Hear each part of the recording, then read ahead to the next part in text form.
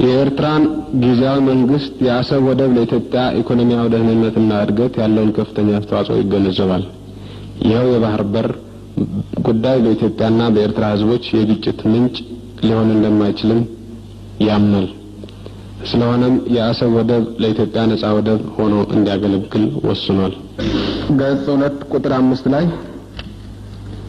በተለይም አንድ ወገን በሌላኛው ወገን ቁጥጥር ስር ባለው ግዛት አለመረጋጋትን የሚፈጥሩ ተግባሮች ከመፈጸም እንዲቆጠብ ተስማምቷል።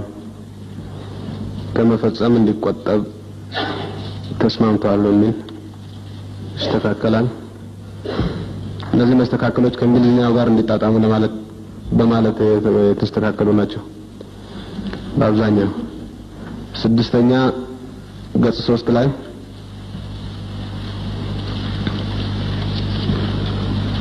ሁለቱም ወገኖች ጸጥታን፣ የኢኮኖሚ እንቅስቃሴዎችን፣ የሰዎችን የሸቀጣሸቀጦችንና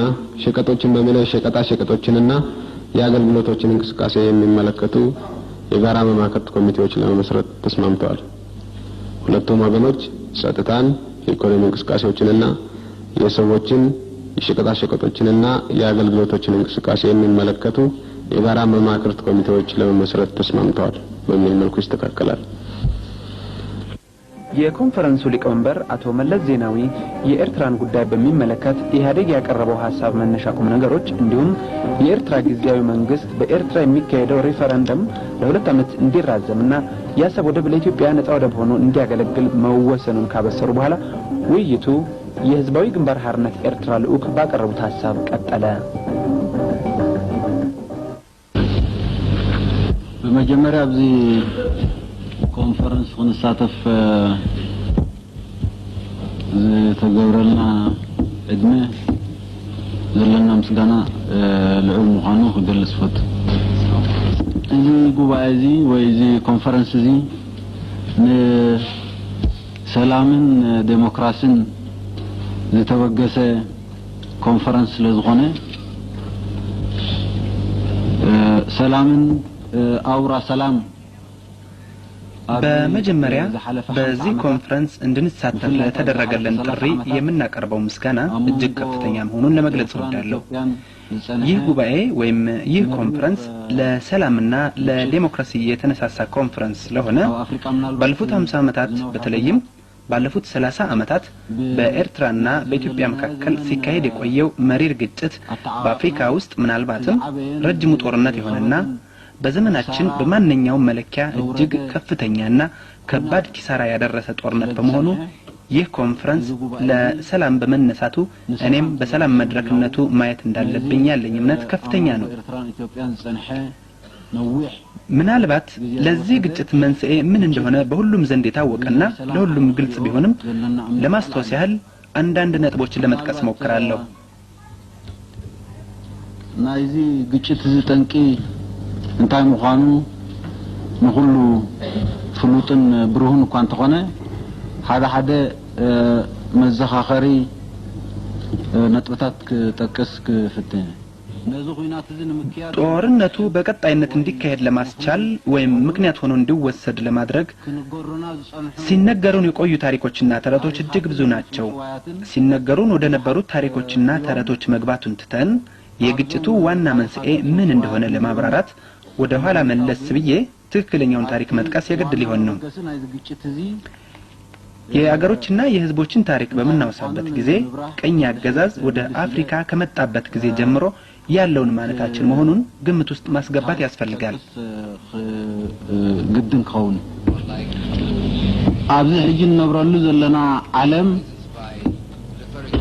ብዛዕባ ሃገራትን ህዝብታትን ክንዛረብ ከለና ብፍላይ ከዓ ኣብ አፍሪካ ብዛዕባ ታሪኽን ህዝብታትን ክንዛረብ ከለና ወይ ብዛዕባ ዶባት ክንዛረብ ከለና ምስኡን ብዛዕባ ግጭታት ክንዛረብ ከለና ካብ ምምጻእ ናይ መግዛእቲ ናብዚ ክፍለ ዓለም እዚ ዝጅምር ምዃኑ ባለንበት ዓለም በአፍሪካ በተለይም በአፍሪካ ቀንድ አሁን የምናውቃቸው ሀገሮች ሶማሊያ፣ ጅቡቲ፣ ኤርትራ፣ ኢትዮጵያ ወዘተ አሁን ያዙትን ክልል የግዛት ድንበር ይዘው እንደ ሀገሮች መታወቅ የጀመሩት በአካባቢው ቅኝ አገዛዝ ከመጣ ጊዜ ጀምሮ መሆኑና ይህ ሀቅ በታሪክ ስም የሚሰነዘረውን ተረትና ሀቀኛ ሀቅን ለመለየት በጣም አስፈላጊ ስለሆነ ይህንን ሀቅ እንደገና ለማረጋገጥ ፈልጋለሁ።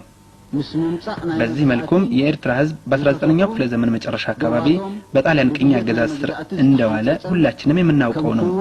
የጣሊያን ቅኝ አገዛዝ በሁለተኛው ዓለም ጦርነት በተሸነፈበት ወቅት በኤርትራ የእንግሊዝ የሞግዚት አስተዳደር ተመስርቶ እንደነበረም የሚታወስ ነው።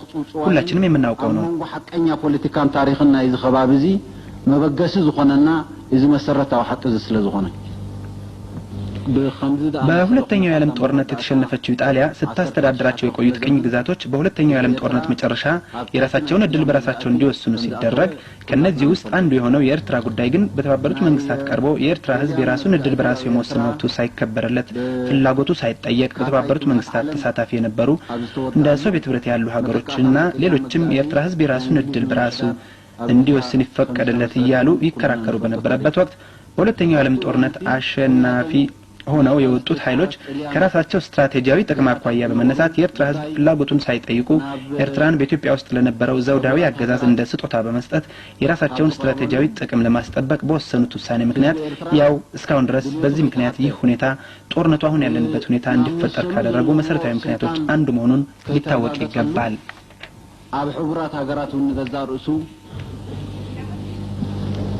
አገዳሲ መርገጽ ዝነበሮም ከም ሶቪየትን ካልኦት መንግስታትን ንመሰል ህዝብ ኤርትራ ደው ኢሎም ኣብ ዝነበሩሉ እዋን ናይቲ እዋን ተዓዊቶም ዝመጹ ኃይልታት ንናታቶም ስትራቴጂያዊ ረብሓታት የገልግሉ ብዝበልዎ ግምታት ናይ ህዝብ ኤርትራ መሰል ረጊጾም ናይ ህዝብ ኤርትራ ድልየት ከይተሓተ ናታቶም ዕላማታት ዘገልግል ኣብዚ ሀገር ዝ ተመስረተ ንግስነት ንኤርትራ ከም ህያብ አቅሪቦም ንጉዳይ ህዝብ ኤርትራ ከሂዶም ወይ መሰል ህዝብ ኤርትራ ከሂዶም ነዚ ሕጂ እንዛረበሉ ዘለና ነዊሕ ዓመታት ዝኸደ ኩናት ዘምፁ ምዃኖውን ሓደ ካፍቲ መሰረታዊ ጠንቅታት ናይዚ ግጭት ዝምዃኑ ክርስዕ ይግባን።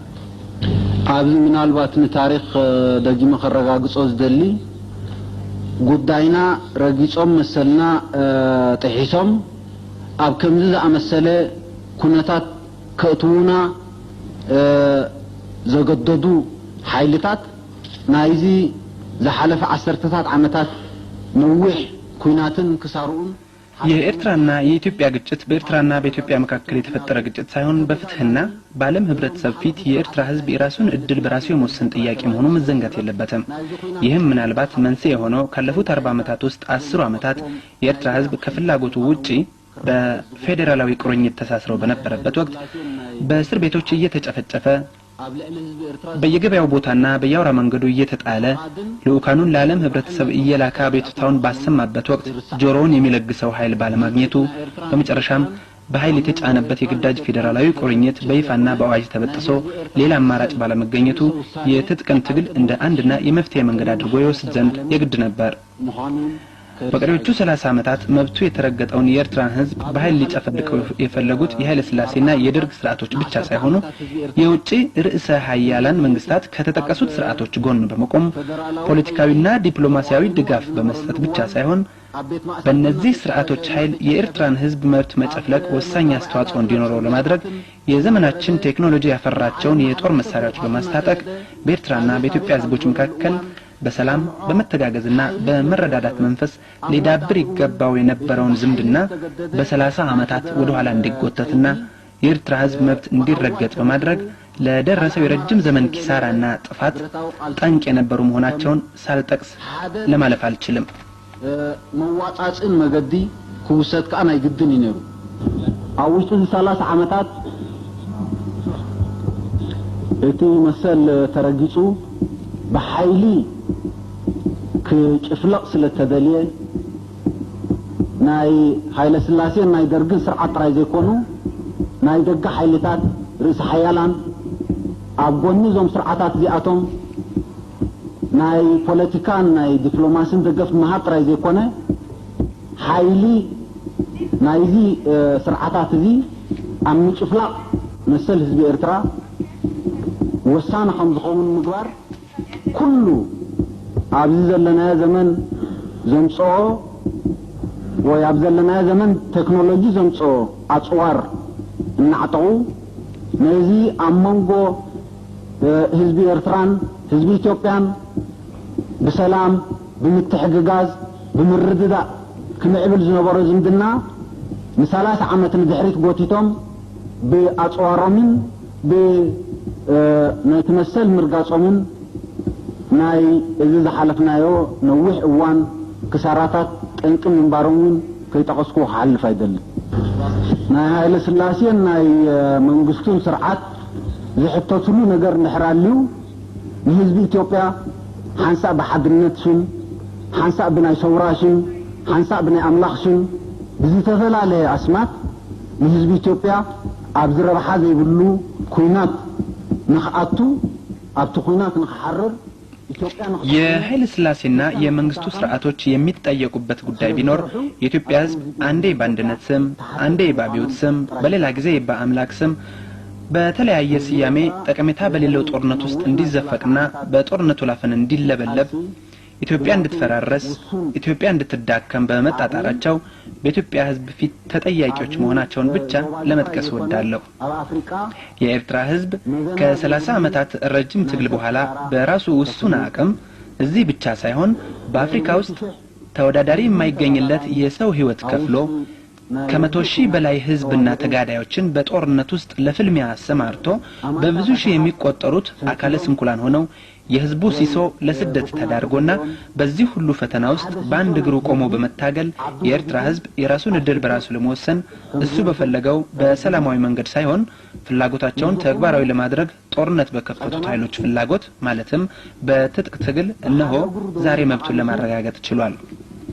ኣብዚ ዘለና እዋን مسؤولون رئيس وساني بتزدلوا من قدي ناي سلام بيكونه بتي وتم دليتهم كالرقابصلو نتخينات زخفتو حيلتات مالت بناعتك من قدي مسؤولو كالرقابص كيلولو عبد الرجازي بتحنا تمرجع انتايو يتي حتى كناوح يدلن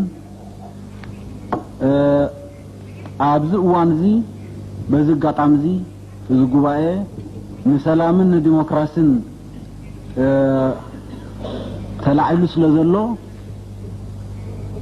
نحنا اتي አሁን እዚህ ደረጃ ላይ ከደረስን ዘንዳ ጥያቄው አሁን ምርጫችን ምንድነው የሚለው ነው። ንግግሬን ለማራዘም አልሻም።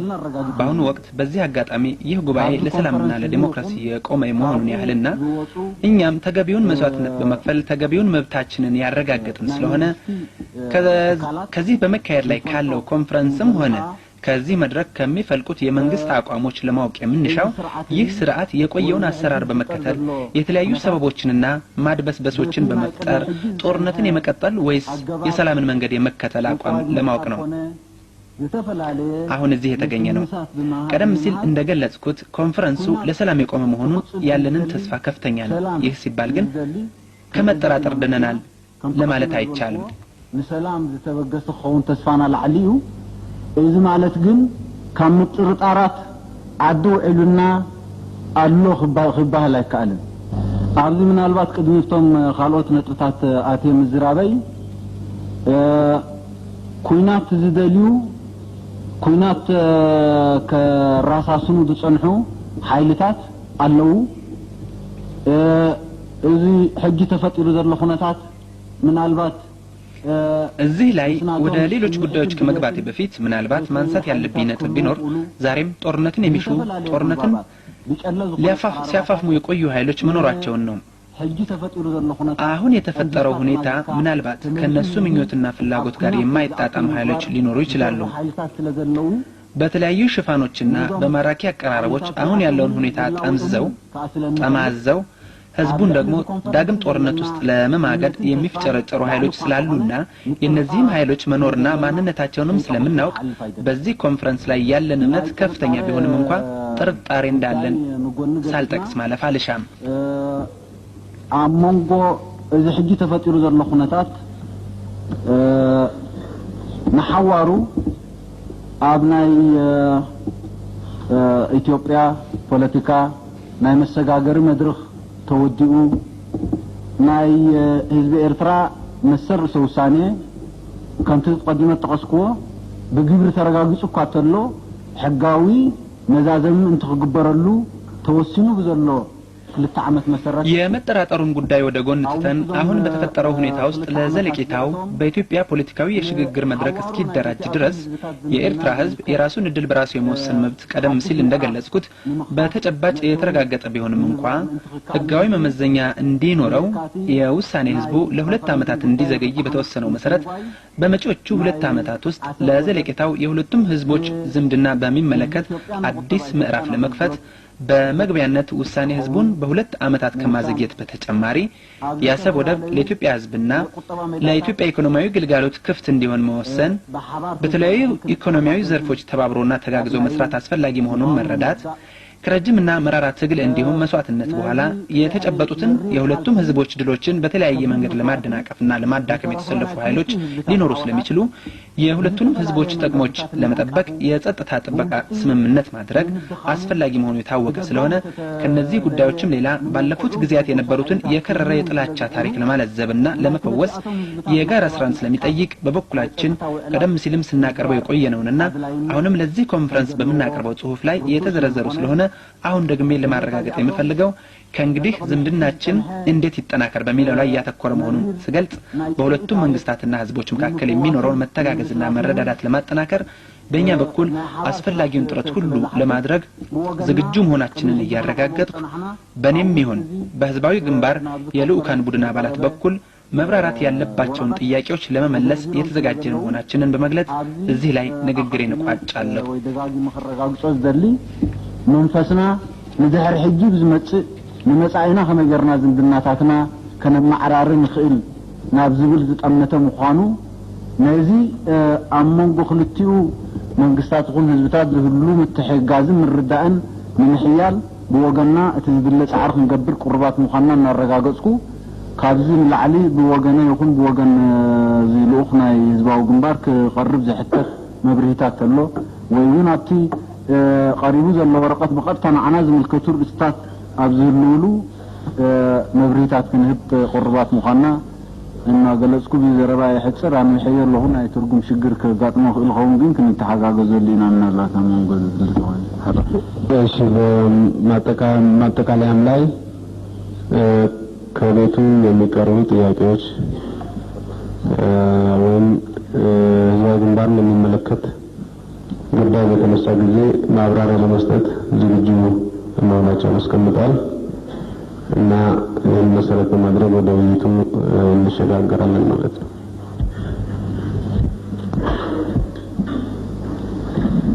ውይይቱን በሁለት ክፍልን ብናየው ጥሩ ይመስለኛል። አንደኛው እና ዋነኛው የኤርትራ ጥያቄ እንዴት ነው መፈታት ያለበት የሚለው በሰነዱ የቀረበ ሀሳብ አለ።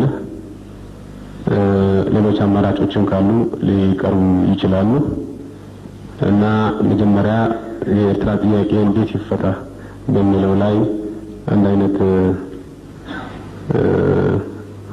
አቋም ለመያዝ ብንወያይ ይሄ ቤት የኤርትራን ጥያቄ እንዴት ለመፍታት ነው የሚያስበው በሽግግሩ ዘመን የሚፈጠረው መንግስት የኤርትራን ጥያቄ ከመፍታት አኳያ ሊኖረው የሚገባው አቋም ምንድነው የሚለውን በመጀመሪያ ደረጃ እንወያይበትና ከዛ በኋላ ቀጥሎ ያሉትን ርዕሶች ልንመረምራቸው እንችላለን።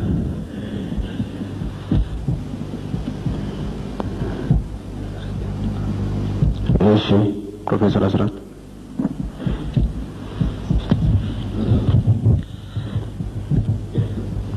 የተከበሩ ፕሬዚደንት ምን እንኳን ቀደም ብዬ ለመናገር ሳይሆን ትንሽ ጸጥታ ስለበዛ ሌላው ደግሞ ክፍል እስታሰበበት ድረስ እኔ ጸጥታውን ልጠቀምበት ብዬ ነው። ይህ ስለ ኤርትራ በቀረበልን ጽሑፍና እንደ ጉዳዩ ከባድነት በልዩ ልዩ መልኩ ተቸግሬበታለሁ። እነኚህም የዩኒቨርሲቲዎችና የከፍተኛ ትምህርት ተቋሞችን ምሁራኖች እንደመወከል መሰረት የእነርሱን መመሪያ ሀሳብ ማግኘት ግዴታ ሲሆን ይህ እድል ባለመኖሩ እንዲሁም የዚህ የቀረበልኝ ጽሑፍ አቀራረብ ምንም የተከበሩ ፕሬዚደንት በማዳበሪያነት የሰጡት መርሆች ከልብ የሚስማማበት ቢሆንም በወረቀት ውስጥ ያልሰፈሩ ስለሆነ የኤርትራን ሕዝብ ታሪካዊና ኢትዮጵያዊ አስተዋጽኦ ትንተናው እንግዳ ስለሆነብኝ እንዲሁም አሁን ምንም በአካልም በነፍስም የተከበሩ አቶ ኢሳያስ አፈወርቅ የህዝባዊ አርነት ግንባር ኤርትራ መሪ እዚህ በማየቴ በእውነቱ በጣም ከፍተኛ ደስታ ሲሰማኝ አይቻቸው አላቅም። እንዲሁም ደግሞ ሲያብራሩ በእውነቱ ምን ያህል አንድነታችንን ሲያሳዩ ካስተርጓሚው ከኤክስፐርቱ ከዶክተር በረከታብም በልጠው በማስተርጓሚ እየተባበሩ ሲያስተረጉሙ እና እንዲሁም አጠገብ ለአጠገብ ተቀምጠን ስንታይም ምን ያህል አንድ መሆናችንን ሁሉ ቢያረጋግጡልኝ በአንዳንድ ሁኔታው ደግሞ በተብራራ ውስጥ እንደገና ራሴ እንግዳ ስለሆነብኝ በክቡርነቶ ፈቃድ መሰረት በበኩሌ ትክክል ነው ብዬ የማምንበትን ሀሳብ እንዳቀርብ ይፈቀድልኝ። ምንም ኤርትራ በመባል ለ70 ዓመታት ያህል በቅኝ ገዢዎች ምክንያት በመክፈል በአንድ ሀገር ሁለት ህዝቦች ተደርገው ቢቆዩም በታሪክ በባህል ሃይማኖትና በደም በመተሳሰር ለረጅም ጊዜ በአንድ ህዝብነት የቆዩ መሆናቸው የታወቀ ስለሆነ ማስረጃ መፈለግ አይሻውም። እንዲሁም ከቅኝ ገዢዎች የተረፈችው የኢትዮጵያ አካል በጣሊያን ከመወረራም በፊት ሆነ በጊዜው እና በኋላም ከወንድሞቻቸው ጎን ተሰልፈው ለኢትዮጵያ ነጻነት በልዩ ልዩ መስክ የኤርትራ ህዝብ ያደረገው ከፍተኛ አስተዋጽኦ በደንብ መታወስ ይገባዋል። ሶስተኛ ኢትዮጵያና ኤርትራ ነጻ ከወጡ በኋላ ከጣሊያን ወረራ በኋላ ማለቴ ነው ኤርትራ በእንግሊዝ ሞግዚታዊ አስተዳደር እንደተጠቀሰው ስር ስትወድቅ በአንጻሩ ኢትዮጵያ ደግሞ በእንግሊዝ የበላይ ጠባቂነት ወይም ፕሮቴክቶሬት እንድትሆን ያጋጠማትን የፖለቲካ ተጽዕኖ በመከላከል ለዓመታት ከባድ የፖለቲካ ትግል ታካሄድ ነበር። ከዚህም በኋላ አራቱ ሀያላን መንግስታት በወቅቱ በጣሊያን ቅኝ ግዛቶች ጉዳይ እልባት ለመስጠት በተነጋገሩበት ወቅት የኤርትራ ጉዳይ በተባበሩ መንግስታት እንዲወስን ሲስማሙ በማንኛቸውም የውሳኔ ውጤት ኢትዮጵያ የባህር በር እንድታገኝ የስምምነታቸው መሰረት ነበር። አምስተኛ በተባበሩ መንግስታት ቻርተር መሰረት ይኸው ድርጅት ባከናወነው ድርጅታዊና ህጋዊ ስልቶች መሰረት የኤርትራ ህዝብ እስላሙም ክርስቲያኑ ከኢትዮጵያ ጋር ለመዋሃድ በከፍተኛ ድምፅ በመወሰኑ የታሪክ ሀቅ ነው። ሆኖም የተባበሩ መንግስታት ኤርትራን ከኢትዮጵያ ጋር በነበረው ሉዓላዊ መንግስት ስር በፌዴሬሽን እንድትዋሃድ ወሰነ። ከዚህ ውሳኔ በኋላ ጉዳዩ እንደማንኛቸውም በተባበሩ መንግስታት በቅኝ ግዛቶች ላይ የተወሰኑ ውሳኔዎች በቻርተሩና በሕጉ መሰረት የመጨረሻ ውሳኔ ስለሆነ የተባበሩ መንግስታት እንደገና በጣልቃ ሊገቡበት የሚችሉበት ጉዳይ አይደለም። ድርጅቱ ማለት የተባበሩ መንግስታት ይህን ላድርግ ቢል እንኳ በዓለም አቀፍና በአፍሪካ አህጉር ከፍተኛ ችግሮችና ወይም ውዝግብ እንደሚፈጥር መዘንጋት የለብንም። ሆኖም ከፌዴሬሽኑ በኋላ አከራካሪ ጉዳይ ተብሎ የሚወሳው የውህደቱ ጉዳይ ብቻ ነው። ይህም ጉዳይ በሕግ ሊታይና ሊፈታ የሚችለው በኢትዮጵያ ሕዝብ ውሳኔ ብቻ ነው። ነገር ግን በወቅቱ እቃወማለሁ ብሎ በትግል የተነሳውና የታገለው ኢኤልኤፍ ሲሆን እርሱም በመሃላችን አይገኝም።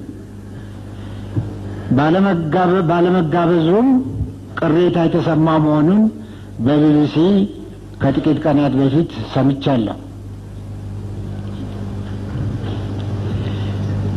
በዚህ መሰረት በሌሎች የኢጣሊያ ቅኝ ግዛቶች እንደተወሰነ ሁሉ በኤርትራ የተወሰነው ውሳኔ በተባበሩ መንግስታት መስፈርቶችና ሕግ መሰረት ስለሆነ ውሳኔው የመጨረሻው ነው። ሌላ የሕዝብ ውሳኔ ሊካሄድ ይፈለጋል ከተባለ ይህ ሊካሄድ የሚችለው በሉዓላዊ የኢትዮጵያ መንግስት አስተናጋጅነት በኢትዮጵያ ሕዝብ ብቻ ነው። የተከበሩ ፕሬዚደንት፣ ይህ ጉባኤ የሽግግር መንግስቱን ለመመስረት የተዋቀረ ብቻ መሆኑንና የኢትዮጵያን ሕዝብ በምንም አይነት የማይወክል መሆኑን ደጋግመው አስገንዝበውናል። በዚህ መሰረት ይህ ጉባኤ በኢትዮጵያ ሕዝብ ስም ምንም ጉዳይ ሊወስን፣ ሊያግድ ወይም ሊሰርዝ አይችልም። ሆኖም የኢትዮጵያን የአሁኑን ተጨባጭ ሁናቴ በመመርኮዝ የወንድማማቾች ደም መፋሰስ የቆመ መሆኑን፣ አሁን የሰፈነውን የሰላምና የዲሞክራሲያዊ ሂደት መሰረት በማድረግ የኢህአዴግንና የህዝባዊ ግንባር ሓርነት ኤርትራን ልዩ ግንኙነት በመጠቀም ወንድማማችና እህትማማች የሆኑትን ህዝቦች መካከል የዘለቄታ ቅራኔ እንዲወገድ እና በኢትዮጵያዊነትና በይቅር እግዚአብሔር መሰረት በአስቸኳይ የሚስማሙበትን መንገድ መፈለግ የመሸጋገሪያው መንግስት ተቀዳሚ ተግባሩ እንዲሆን ጉባኤው እንዲያሳስብ ይህን ሐሳብ በአክብሮት አቀርባለሁ። ይህንን እድል ስለሰጡኝ ከልቤ አመሰግናለሁ።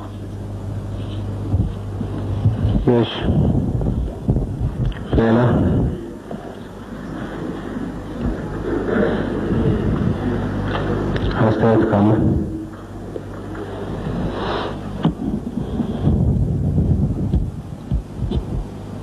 አስተያየት ካለ ማማ እሺ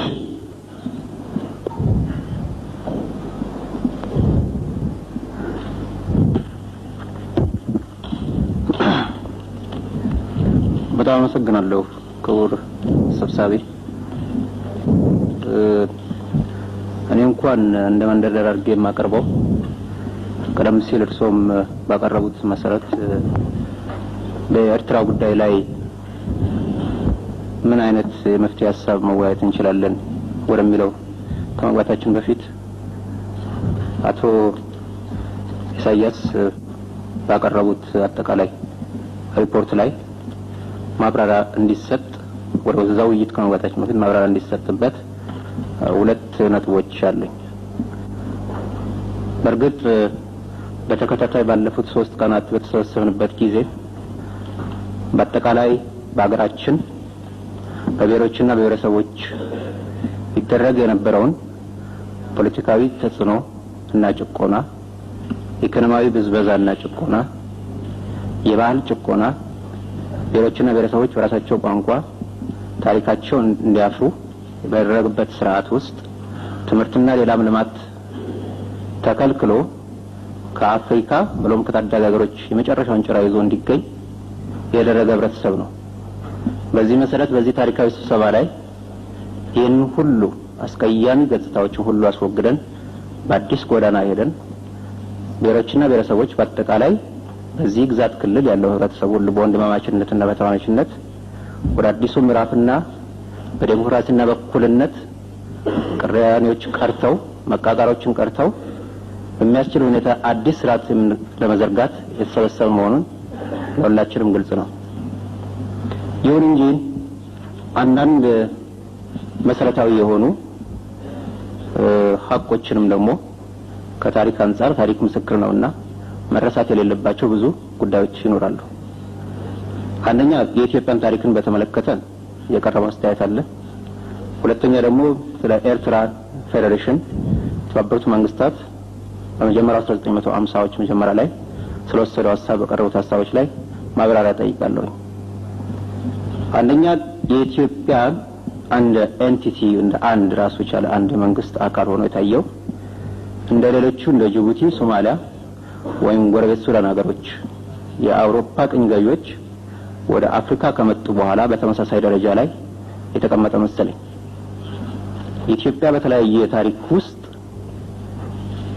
አንዴ አቢሲኒያ አንዴ ኢትዮጵያ እየተባለ ወይም የአበሻ ሀገር እየተባለ በተለያየ ወቅት ረዘም ያለ ታሪክ የነበረው ይሄውም የታሪክ ቁንጮ ግንባሩ ከሰሜን ኢትዮጵያ እንደው አፈ ታሪኩን እንተውና ከአክሱም ዘመነ መንግስት ከአንደኛ መቶ ዓመት ከዛ በኋላ በወቅቱ የነበሩት መንግስታት ከውጭ ባለው ተጽዕኖ ከራሳቸው ካለው ወታደራዊና አስተዳደራዊ ድክመት አንዴ ሲፈራረሱ ከቦታ ወደ ቦታ በሚዘዋወሩበት ጊዜ እንደነበረ አይ ቲንክ ይሄን በታሪክ ውስጥ ተመዝግቦ የሚገኝ ነው። በወቅቱ የነበረውን ታሪክ ደግሞ የጻፉት ኢትዮጵያኖች ሳይሆኑ በአብዛኛው የተለያዩ ሀገሮች የመጡ የውጭ ታሪከኞች ናቸው። በዚህ ጊዜ ትክክለኛ ኢትዮጵያዊ የሚባለው በወቅቱ ወይም አበሻ ይባል የነበረው ከማንኛውም ዛሬ ኢትዮጵያዊ ከምንለው በማንኛውም ክልል ካለው ህዝብ የበለጠ የሰሜን ኢትዮጵያ ህዝብ ነው። ዛሬ በደቡብ በምስራቅና በምዕራብ አንዳንድ ዳር ሀገሮች ያሉት ኢትዮጵያኖች ናቸው ብለን አሁን ባለው ጂኦግራፊካል ፓራሜትር ከዚህ ከመቶ ዓመት ወዲህ እንደተባለው ከአፄ ምኒልክ ዘመነ መንግስት ካለው ጊዜ ውስጥ ካለው ኢትዮጵያዊ ነው የምንለው። ነገር ግን በዘር በታሪክና በአምሳል በባህል በብዙ ነገሮች ሁሉ ኢትዮጵያዊ ነኝ ብሎ መናገር የሚችለው መጀመሪያው የሰሜን ኢትዮጵያ ህዝብ ነው እንጂ ሌላው አይደለም።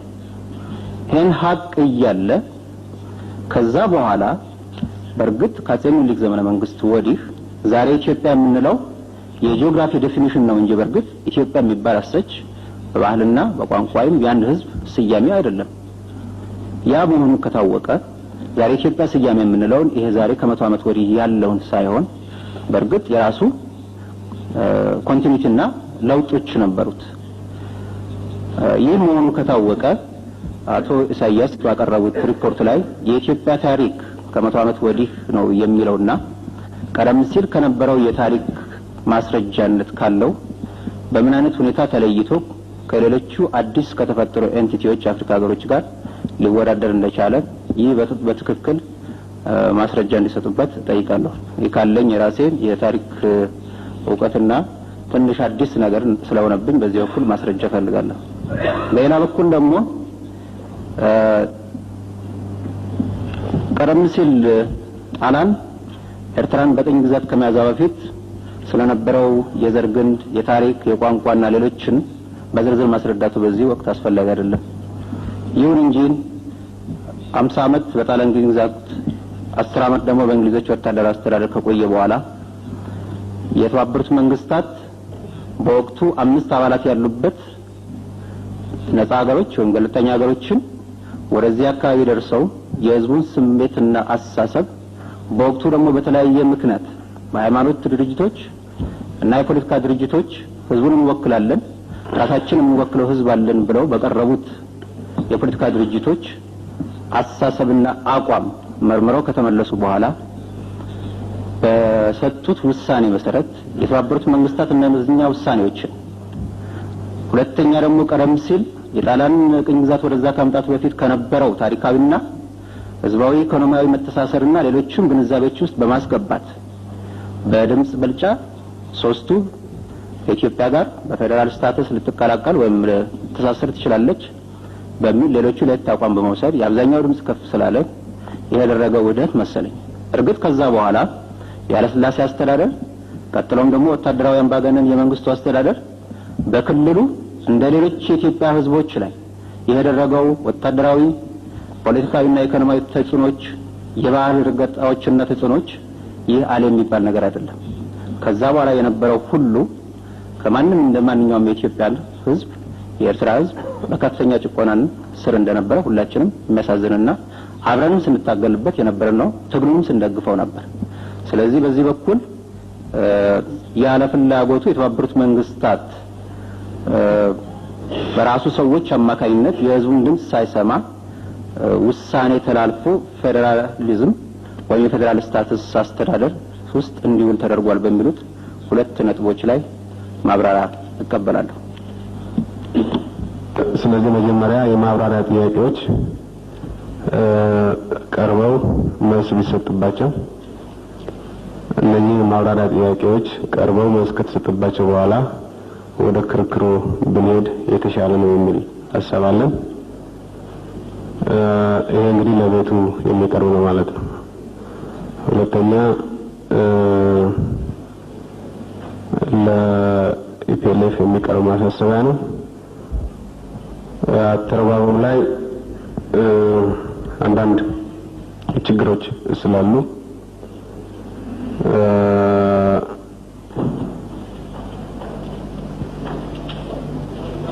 በእኔ ግምት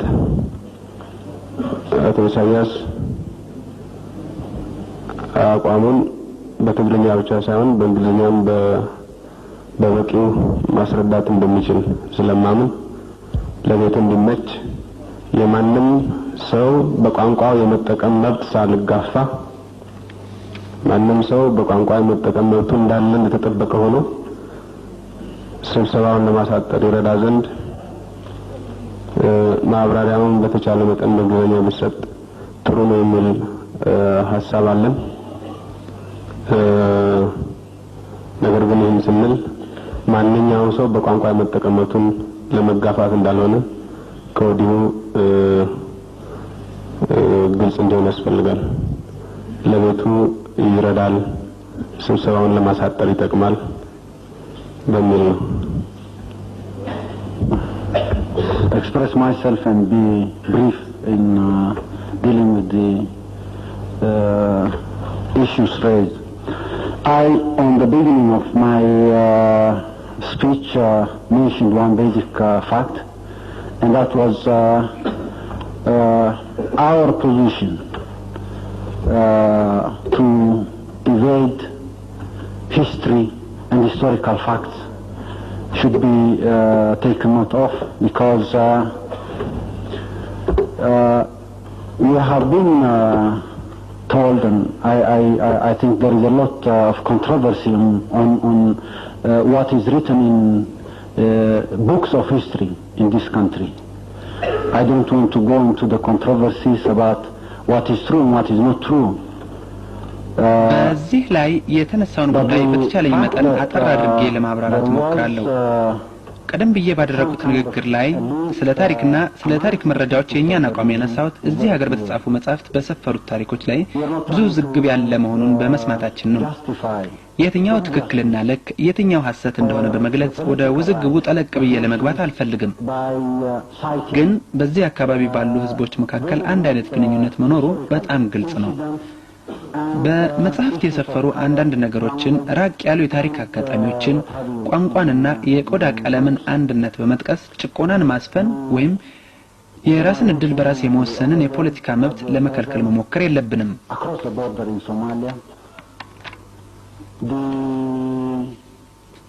Oromos and other nationalities of the south and southwest have their brother across the border in Kenya.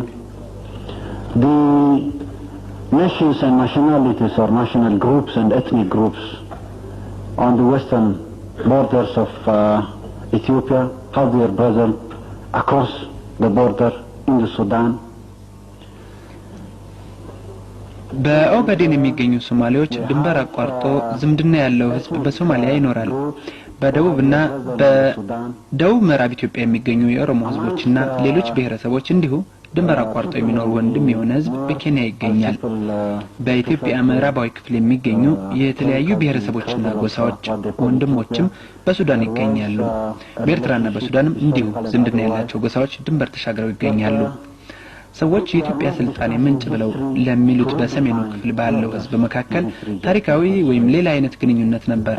ግን በቅድሚያ ሰዎች በታሪክ ላይ የሚወያዩት በዚህ አካባቢ የሀገሮችን ድንበር እንደገና ለማካለል አይደለም። የህዝባዊ ግንባር ሓርነት ኤርትራ አቋም ግን የሀገሮችን ድንበር በጎሳ፣ በቆዳ ቀለም፣ በቋንቋ፣ በሃይማኖትና በሌሎች መስፈርቶች የአፍሪካን ድንበሮች እንደገና የሚያካልል አይደለም። And political rights of nations that were formed. When we talk, I don't want to go into the academic argument about the meaning of nations, nationalities and others, but in case one needs to talk about the Eritrean question, we link the creation of this nation, like the creation of other nations in this part of the continent and the continent as a whole, was the making of colonialism. እኛ የምንናገረው ስለ ብሔራዊ የፖለቲካ መብትና በሀገርነት ስለተመሰረቱት ብሔሮች የፖለቲካ መብት ነው።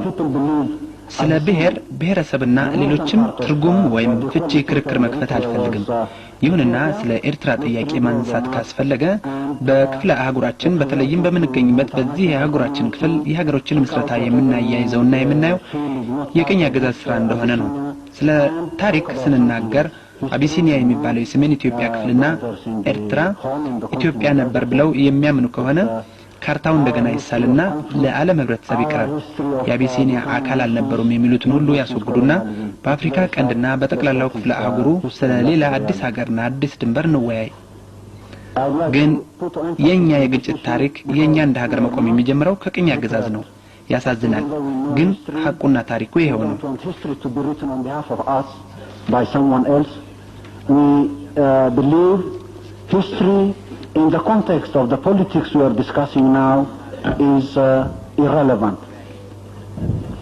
If there is a wish and insistence that we talk in terms of history to solve the politics of the day, I don't think that would lead to solving any problems. It will contribute to more and more of complications in the present political situation. ይህን ያነሳውትና ጫና ያደረኩበት እኛን ተከተው ሌሎች ታሪካችንን እንዲጽፉ እንደማንፈልግ ለማሳወቅ ነው። እኛ ስንመለከት አሁን በዚህ ላይ ታሪክን ማንሳት ከምን ወያይበት የፖለቲካ ጉዳይ ጋር አላስፈላጊና ግንኙነት የሌለው ነው። የጊዜውን የፖለቲካ ችግር ለመፍታት ታሪክን የማጣቀስ ፍላጎትና ግፊት ካለ ይህ በምንም አይነት ችግሩን ይፈታል ብዬ አላምንም። ይልቁንም ያለውን የፖለቲካ ሁኔታ ይበልጥ ያወሳስበዋል። በሁለተኛ ደረጃ ለአብራራ የምፈልገው እዚህ የተነሳ ነጥብ ከሁለተኛው የዓለም ጦርነት በኋላ ባለው ታሪክ ፌዴሬሽን ስለሚባለውና የኤርትራ ህዝብ እንዴት እንደተወሰደ ነው።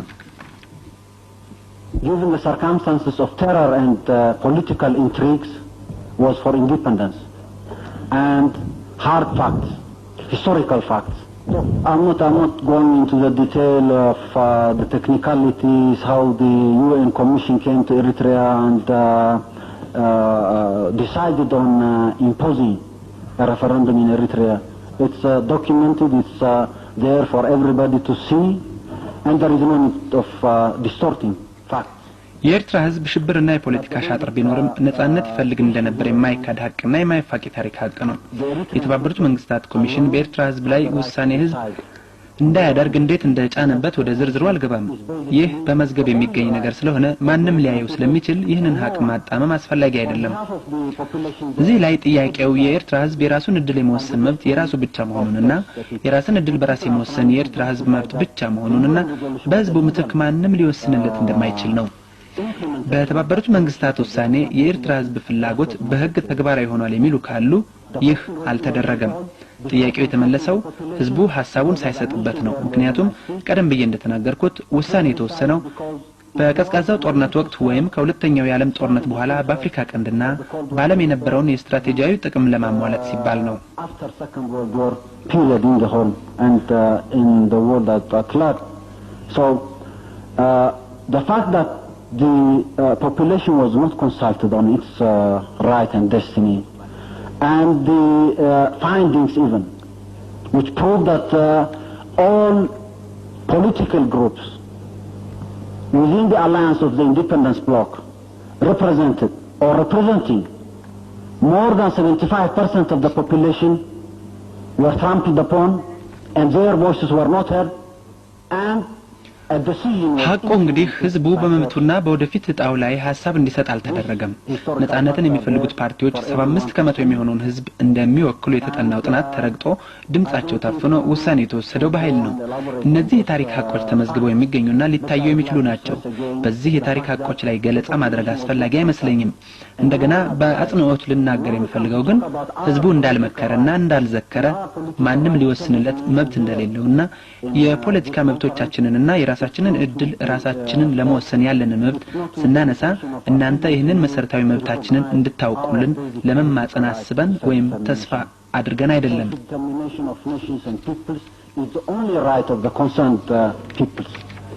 No one can do this job on behalf of the concerned peoples. What we are trying to explain here is history partly, which is relevant. የሚባለው የሰሜን ኢትዮጵያ ክፍልና ኤርትራ ኢትዮጵያ ነበር ብለው የሚያምኑ ከሆነ ካርታው እንደገና ይሳልና ለዓለም ህብረተሰብ ይቀርብ። In the context of the politics we are discussing now is irrelevant.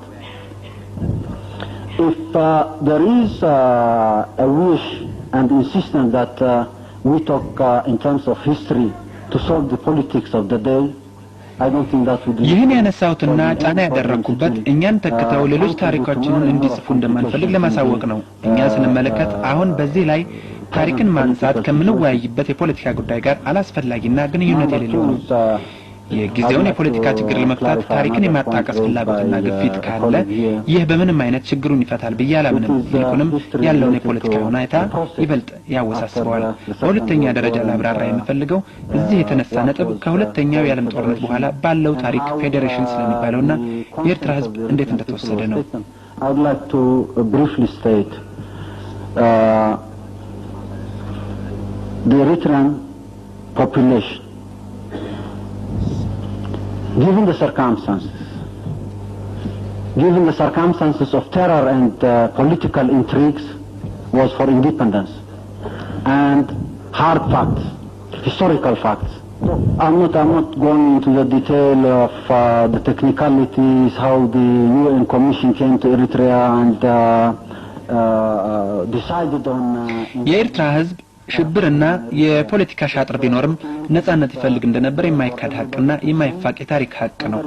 የተባበሩት መንግስታት ኮሚሽን በኤርትራ ህዝብ ላይ ውሳኔ ህዝብ እንዳያደርግ እንዴት እንደጫነበት ወደ ዝርዝሩ አልገባም። ይህ በመዝገብ የሚገኝ ነገር ስለሆነ ማንም ሊያየው ስለሚችል ይህንን ሐቅ ማጣመም አስፈላጊ አይደለም። እዚህ ላይ ጥያቄው የኤርትራ ህዝብ የራሱን እድል የመወሰን መብት የራሱ ብቻ መሆኑንና የራስን እድል በራስ የመወሰን የኤርትራ ህዝብ መብት ብቻ መሆኑንና በህዝቡ ምትክ ማንም ሊወስንለት እንደማይችል ነው። በተባበሩት መንግስታት ውሳኔ የኤርትራ ህዝብ ፍላጎት በህግ ተግባራዊ ይሆናል የሚሉ ካሉ ይህ አልተደረገም። ጥያቄው የተመለሰው ህዝብ ሐሳቡን ሳይሰጥበት ነው። ምክንያቱም ቀደም ብዬ እንደተናገርኩት ውሳኔው የተወሰነው በቀዝቃዛው ጦርነት ወቅት ወይም ከሁለተኛው የዓለም ጦርነት በኋላ በአፍሪካ ቀንድና በዓለም የነበረውን የስትራቴጂካዊ ጥቅም ለማሟላት ሲባል ነው። of the Cold War period or the after Second World War period in the whole and in the world at large. So the fact that the population was not consulted on its right and destiny, and the findings even, which prove that all political groups within the alliance of the independence bloc represented or representing more than 75% of the population were trampled upon. ሐቁ እንግዲህ ህዝቡ በመብቱና በወደፊት እጣው ላይ ሐሳብ እንዲሰጥ አልተደረገም። ነጻነትን የሚፈልጉት ፓርቲዎች 75% የሚሆነውን ህዝብ እንደሚወክሉ የተጠናው ጥናት ተረግጦ ድምጻቸው ታፍኖ ውሳኔው የተወሰደው በኃይል ነው። እነዚህ የታሪክ ሐቆች ተመዝግበው የሚገኙና ሊታዩ የሚችሉ ናቸው። በዚህ የታሪክ ሐቆች ላይ ገለጻ ማድረግ አስፈላጊ አይመስለኝም። እንደገና በአጽንኦት ልናገር የሚፈልገው ግን ህዝቡ እንዳልመከረና እንዳልዘከረ ማንም ሊወስንለት መብት እንደሌለውና የፖለቲካ መብቶቻችንና የራሳችንን እድል ራሳችንን ለመወሰን ያለንን መብት ስናነሳ እናንተ ይህንን መሰረታዊ መብታችንን እንድታውቁልን ለመማጸን አስበን ወይም ተስፋ አድርገን አይደለም። Self-determination of nations and peoples is the only right of the concerned peoples. No one can do this job on behalf of the concerned peoples. What we are trying to explain here is history partly, which is relevant to the formation of this nation. የራሱን እድል በራስ መወሰን የሚመለከተው ህዝብ ብቻ መብት ነው። ይህንን ጉዳይ ማንም ይሁን ምን የሚመለከተውን ህዝብ ተክቶ ሊያስፈጽም አይችልም። እዚህ ላይ ለማስረዳት የሞከርነው የዚህችን ሀገር መስረታ የሚመለከት ታሪክና ከውጪ የተጫኑ መፍትሄዎች ታሪክ ጉዳዩን እንዳወሳሰበውና ችግሩን በጦር ኃይል ወደ መፍታት እንዳመራው ነው። እንደገና ልናገር የምፈልገው የራሱን እድል በራሱ የመወሰን ብቸኛና ግለኛ መብት ያለው የኤርትራ ህዝብ ብቻ መሆኑን ነው። ማንም ህዝቡን ተክቶ እድላቸውን ሊወስን አይችልም። ከየትኛውም አቅጣጫ ከዓለም አቀፍ ድርጅቶች እንኳን በኤርትራ ህዝብ ላይ የራሱን ሐሳብና ምኞት ለመጫን ፍላጎት ካለ ይህ ተቀባይነት አይኖረውም። ምክንያቱም ህጋዊና ፍትሃዊ ስላልሆነ ነው። From any quarter, even international organizations trying to impose their will and wish upon the Eritrean population, they are categorically rejected because they are not legal and they are not just. When we come to talk about the resolution of the problem here now, I would like to remind those who want to go into academic discussions about history, fiction, myth, ስለ ችግሩ መፍትሄ ስንነጋገር ወደ ምሁራዊ ውይይት በማዘንበል ስለ ታሪክ፣ አፈ ታሪክ፣ ፈጠራና የተለያዩ መጽሐፍት በማንሳት ስለዚህ ክፍለ ሀገር ወደ ምሁራዊ ውይይት የሚጋብዙንን ላስታውስ የምፈልገው እንዲህ አይነቱ ውይይት ስፍራው በዩኒቨርሲቲዎች፣ ትምህርት ቤቶችና ሌሎች የጥናት አካባቢዎች መሆኑን ነው።